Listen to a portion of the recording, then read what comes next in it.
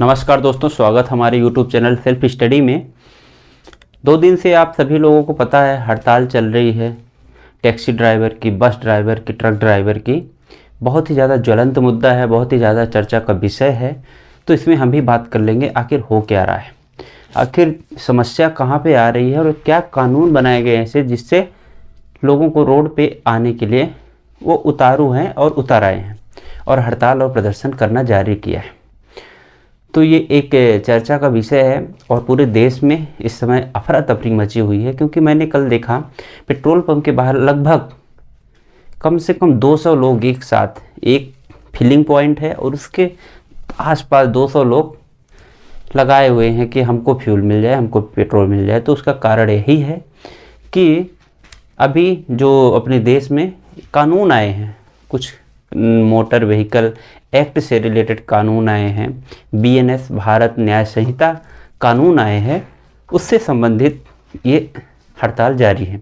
तो मैं इनको बहुत आसान भाषा में समझाऊंगा। आप कहीं से भी इस चीज़ों को देख रहे हैं तो समझ पाएंगे कि आखिर लोग हड़ताल क्यों कर रहे हैं। ठीक है, तो हमारा समझने का बिंदु यही रहेगा कि लोग हड़ताल क्यों कर रहे हैं। तो सबसे पहले इसके लिए मैं समझाना चाहता हूँ कि लोग हड़ताल क्यों कर रहे हैं। तो दरअसल बात ये है कि कुछ महीने पहले, 1 महीने पहले लगभग, मोदी सरकार ने एक नियम और कानून लाया था, BNS एक्ट, जिसमें भारत न्याय संहिता के तहत ये किया गया, मोटा मोटा आप समझिए कि अगर हिट एंड रन केस होता है। अब हिट एंड रन केस क्या होता है, तो पहले हिट एंड रन केस को समझिए। हिट एंड रन केस का मतलब वो केस होते हैं कि जब किसी ड्राइवर से एक्सीडेंट हो जाए और वो व्यक्ति वहाँ रुके नहीं, ड्राइवर, और वो भाग जाए और वो पुलिस कस्टडी या फिर किसी की पकड़ से बचा रह जाए, मतलब हिट करके वो रन कर जाए, मतलब चला जाए, उसको हिट एंड रन केस कहते हैं। ठीक है, तो अगर हिट एंड रन केस में आपसे अगर हो गया है तो आपको क्या होगा कि आपको 7 लाख तक की जुर्माना और 10 वर्ष का सज़ा मिलेगा। ये अभी जो नया कानून आया है उसमें आपको ये वो है, प्रावधान है। अब बताइए, एक ड्राइवर है, उसकी कमाई कितनी है? बहुत कम होगी, मुश्किल से अगर ऑन एवरेज माना जाए तो 15-20 हज़ार, इतना भी नहीं मिलता होगा कई ड्राइवरों को। ठीक है, तो अब वो 7 लाख का जुर्माना और 10 साल की जेल, मतलब 10 साल का जेल मतलब उसका पूरा फ्यूचर, उसके घर के परिवार का जिम्मेदारी जो वो लिया है ख़त्म हो गया।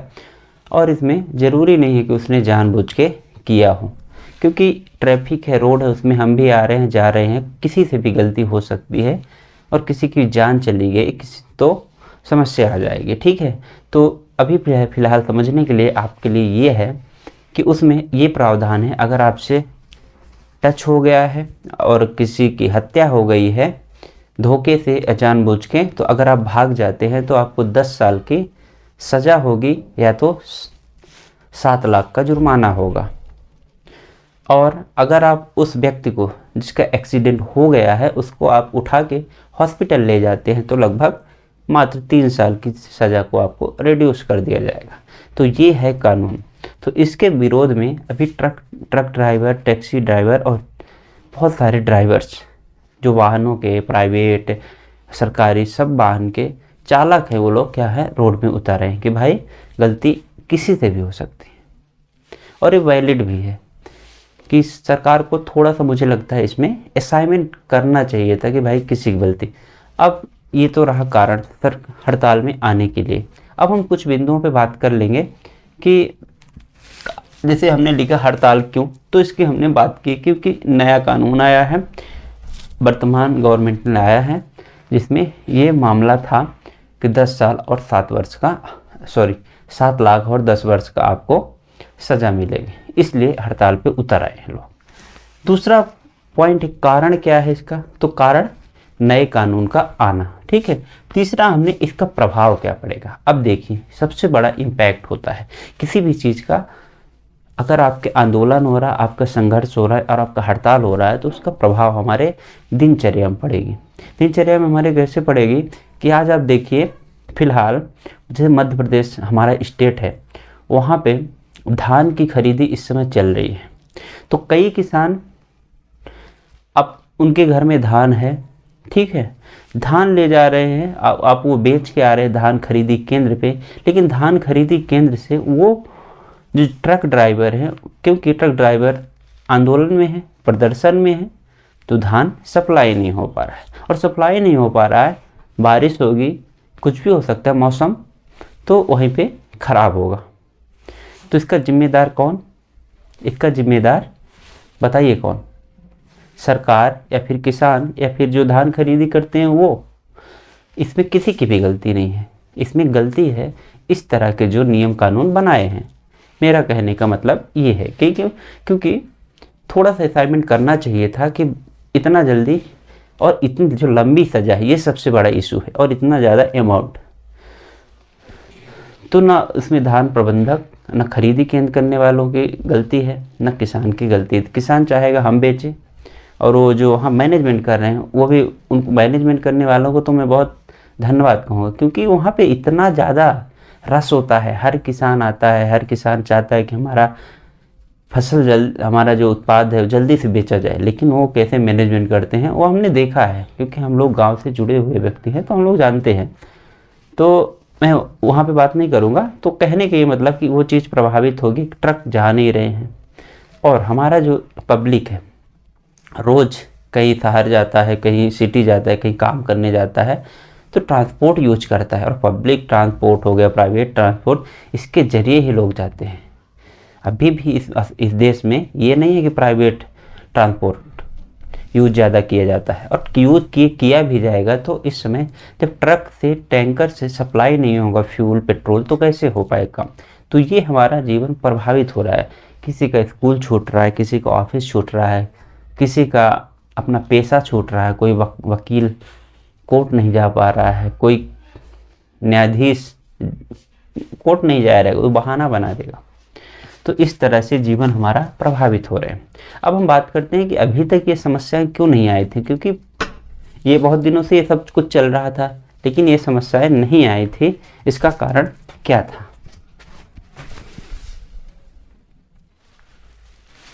तो मैं बात ये कर रहा था कि अभी तक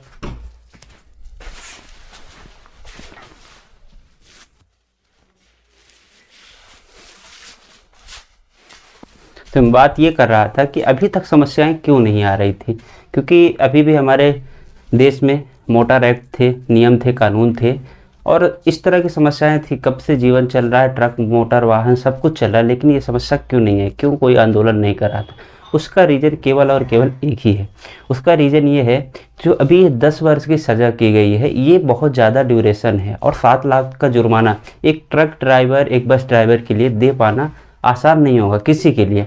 तो पहले ये होता था कि केवल 2 वर्ष की सज़ा हुआ करती थी, तो 2 वर्ष की सज़ा एक जेन्युइन है। आप 2 वर्ष की सज़ा काट लेंगे, और उसमें भी बहुत सारी जांच होती थी, तो उसके तहत 2 वर्ष के पहले भी छूट जाया करते थे। तो इसलिए अब 10 वर्ष का, क्योंकि उसका पूरा करियर ही ख़त्म हो जाना है।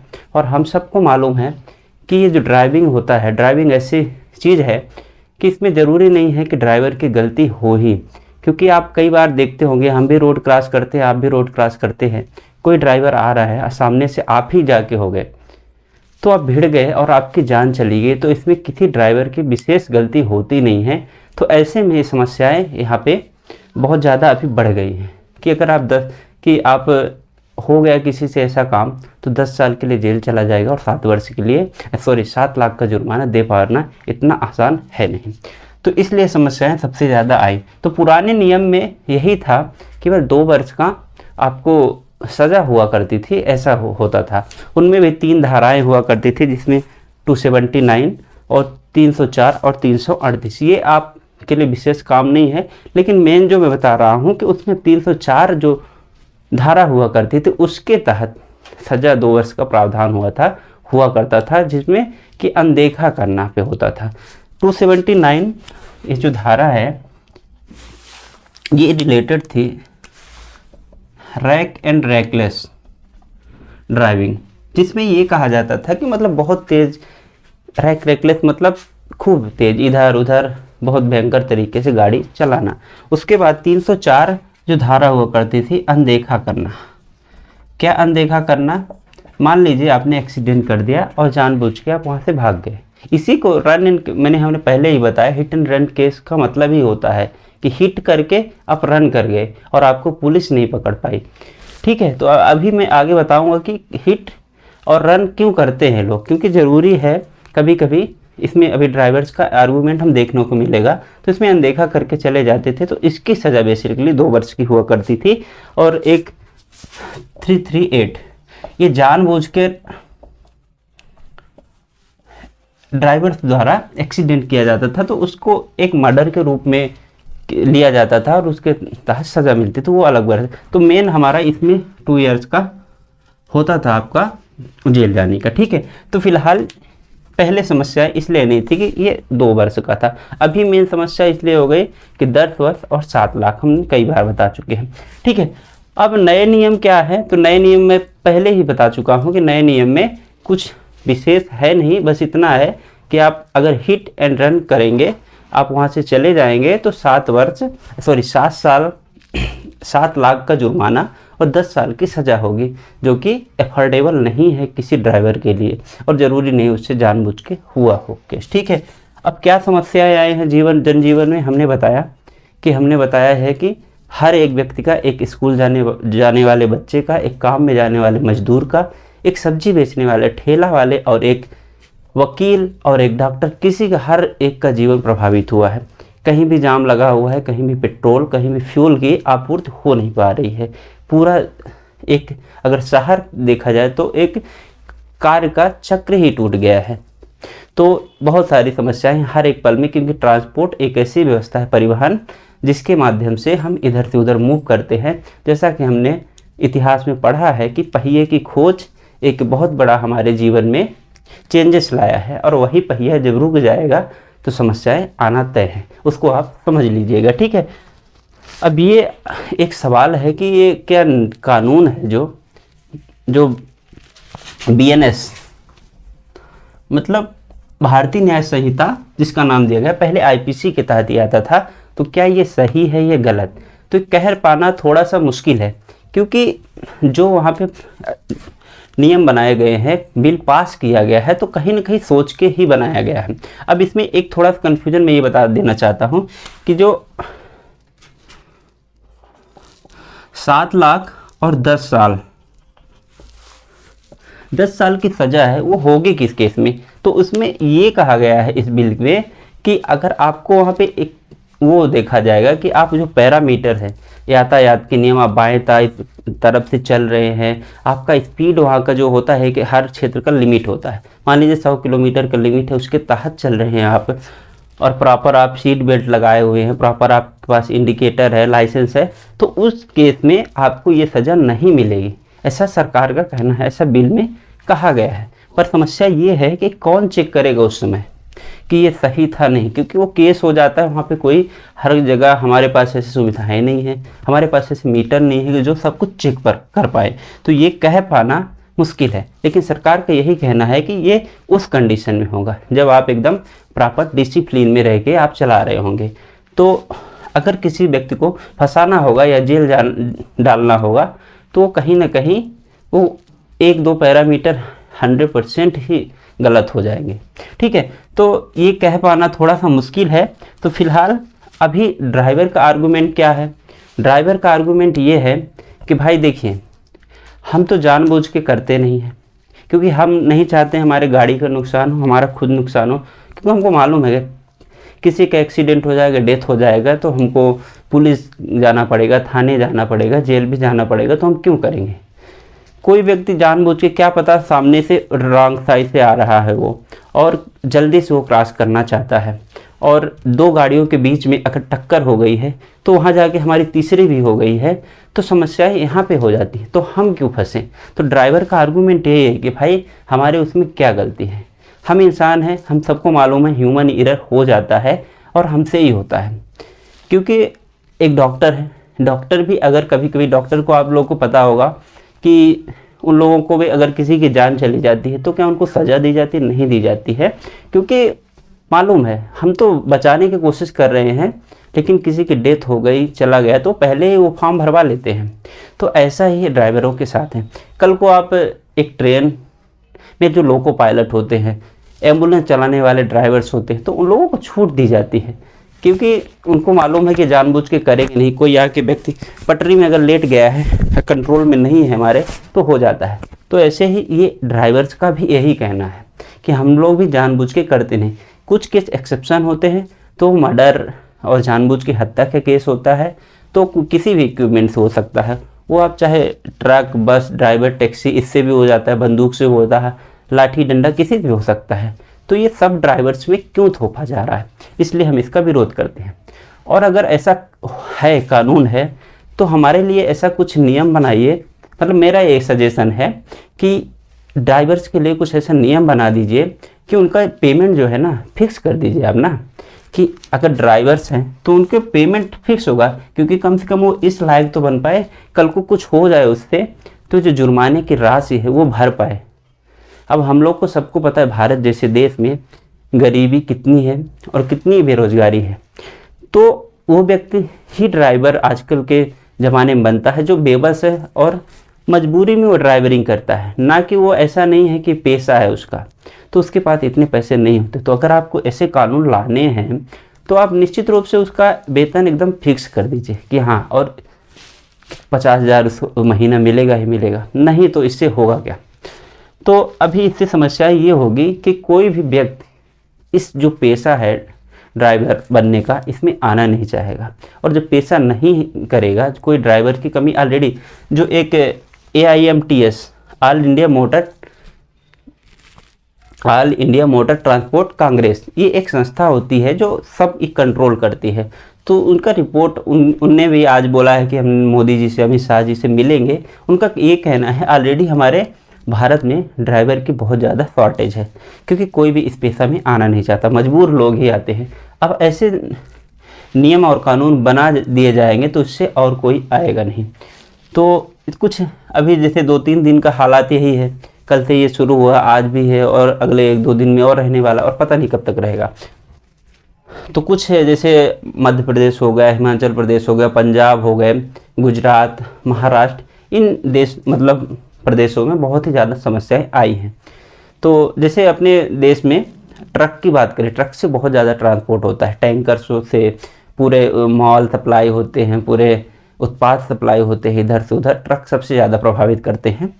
तो रिपोर्ट यही दिया है उन्होंने कि 95 लाख लगभग अपने अपने देश में रजिस्टर हैं ट्रक, जिसमें से मध्य प्रदेश की अगर हम बात करें तो 5 लाख ट्रक हैं। उससे बहुत ज़्यादा प्रभाव हुआ है। 2 दिन के अंदर हमारी अर्थव्यवस्था भी गिर गई। अर्थव्यवस्था अगर ये चीज़ें होती हैं ना, तुरंत गिरती, सबसे ज़्यादा इफेक्ट होता है। तो उनका कहना यही है कि थोड़ा सा इसमें और असाइनमेंट की तरह और उसमें थोड़ा सा मंथन करना चाहिए उसके बाद, क्योंकि अभी ये कानून लगा नहीं है, अभी ये कानून लाया गया है और ये भी चल रहा है, तभी बीच में सब हो गया और ठीक भी हो गया, क्योंकि एक टाइम मिलेगा और उसमें थोड़ा सा मैनिपुलेट करने का और मंथन करने का टाइम मिलेगा। तो मेरा भी यही अपील है कि गवर्नमेंट से कि ये थोड़ा सा इसमें और जो भी सुधार हो सकते हैं, मजदूरों के, ड्राइवर्स के और उनके जो प्राइवेट होते हैं और सरकारी जो फार्म होते हैं जो ये सब चीज़ें कंट्रोल करते हैं, और AIMTC है ही, इनको सबको मिला के बैठक होना चाहिए और एक जो बीच का रास्ता है, वैलिड रास्ता है, वो निकालना चाहिए। ये सब हो गया, ठीक है। अब इसमें सरकार क्या कहती है, एक बात ये समझिए कि क्यों ये कानून लाए। तो उनका ये कहना है कि हम थोड़ा सा डिसिप्लिन चाहते हैं, और डिसिप्लिन ऐसे मामलों में जिसमें जान लेने का मुद्दा है, तो इसमें हम ऐसे ही ला जा सकते हैं, कठोर नियम ला के कर सकते हैं, क्योंकि इससे थोड़ा सा हर कोई ड्राइव करने वाला व्यक्ति डरेगा और वो अपना स्पीड लिमिट मेंटेन करेगा, अपना पैरामीटर फॉलो करेगा और अपना बेहतरीन तरीके से चलाएगा। कोई रैकलेस ड्राइविंग नहीं करेगा और देखा अनदेखा नहीं करेगा। हो भी गई गलती अगर, तो उसको ले जाके हॉस्पिटल ले जाएगी, ये सरकार का कहना है। पर इन्हीं सब मुद्दों के बीच ये जो मामला चल रहा है, इससे बहुत जीवन प्रभावित हुआ है, दिनचर्या प्रभावित हुई है।